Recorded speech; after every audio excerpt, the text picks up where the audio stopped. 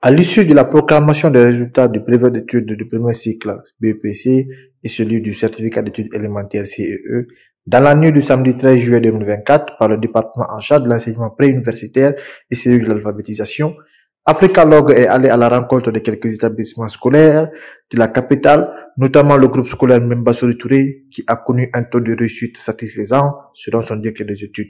Suivons sa réaction au micro de reporter. C'est Sila Mohamed Ali, directeur des études du groupe scolaire Memba Touré. Mon impression par rapport à ces résultats, c'est une impression très satisfaisante. Parce que vu les résultats, on tient compte de la valeur intrinsèque de chaque élève. Donc depuis hier, presque on était sur ça, mais aujourd'hui, vraiment, la chose a bien sonné. Parce que quand vous regardez le pourcentage, c'est vraiment rassurant. Et de plus encore, ça réitère la confiance des parents vis-à-vis de nous, avec l'examen d'entrée en 7e année, et l'examen et le BEPC ici, le premier cycle. C'est le même conseil qu'on produit, et une fois que le résultat est tombé, on ne peut rien faire. C'est pour se remettre seulement et dire que ce qui est fait est déjà fait.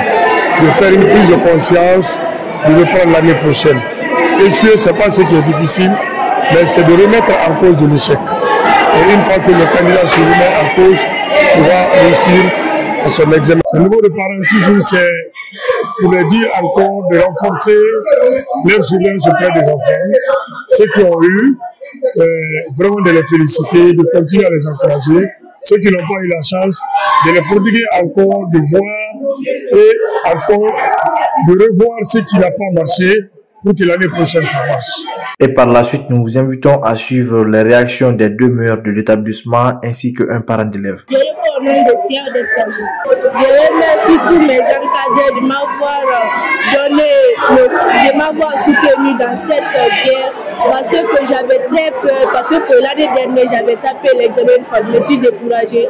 Je remercie encore également mon professeur Etienne qui m'a formé, qui m'a très bien formé, qui m'a donné des bons conseils, et encore mes parents qui ont encore eu le courage de payer encore ma scolarité, et encore tous mes amis qui m'ont conseillé encore de venir encore reprendre. J'avais très honte de faire encore l'examen pour la deuxième fois, mais on m'a encouragé. Je remercie vraiment mon professeur, mes parents et encore les encadreurs de l'école. Je suis très content d'avoir eu mon BEPC avec premier de mon établissement.